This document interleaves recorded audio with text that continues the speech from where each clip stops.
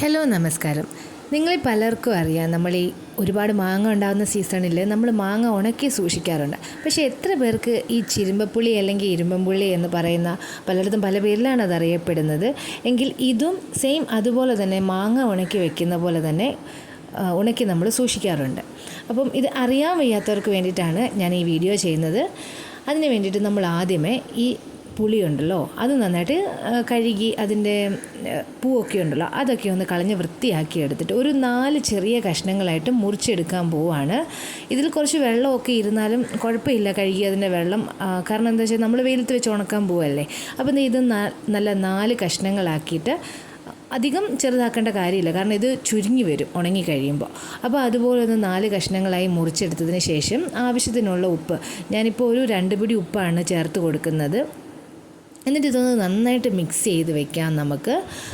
അപ്പോൾ ഇത് നന്നായിട്ടൊന്ന് ഉപ്പ് തിരുമ്മി എടുത്തതിന് ശേഷം നമുക്കിതൊരു മുറത്തിലേക്കോ അങ്ങനെ എന്തെങ്കിലും ഇട്ടിട്ട് വെയിലത്ത് വെച്ച് ഉണങ്ങിയെടുക്കാം. ഇത് പെട്ടെന്ന് തന്നെ ഉണങ്ങി കിട്ടും കേട്ടോ, ഒത്തിരി നമുക്ക് സമയം എടുക്കില്ല മാങ്ങ ഉണങ്ങുന്ന പോലെ തന്നെ. ഇത് രാവിലെ വെച്ചിട്ട് വൈകുന്നേരം എടുത്ത് കഴിഞ്ഞപ്പോഴേക്കും ഇത്രയും വാടിയിട്ടുണ്ടായിരുന്നു.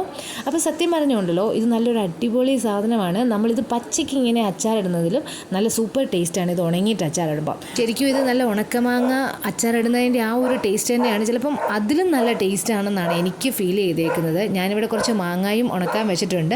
ഇപ്പോൾ മാങ്ങയുടെയൊക്കെ ഒരു സീസണാണല്ലോ, അതുപോലെ തന്നെ ഈ സീസണായിരിക്കുന്ന സമയത്ത് നമ്മൾ ഇതുപോലെ ഉണക്കി വെക്കുവാണെങ്കിൽ നമുക്ക് പിന്നീട് ഇത് അച്ചാറിടാൻ പറ്റും. ഇപ്പോൾ ഒരു 7 ദിവസം കൊണ്ട് തന്നെ എനിക്ക് പുളി നന്നായിട്ട് ഉണങ്ങി സെറ്റായി കിട്ടിയിട്ടുണ്ട്. അപ്പോൾ ഇതുപോലെ ചിരുമ്പപ്പുളി വീട്ടിലുള്ളവർ ഇതുപോലെ ഒന്ന് ചെയ്ത് നോക്കുക. ഇതിൻ്റെ അച്ചാറിടുന്ന വീഡിയോ ഉടനെ ഇടുന്നതായിരിക്കും. വീണ്ടും മറ്റൊരു വീഡിയോ ആയി കാണാം.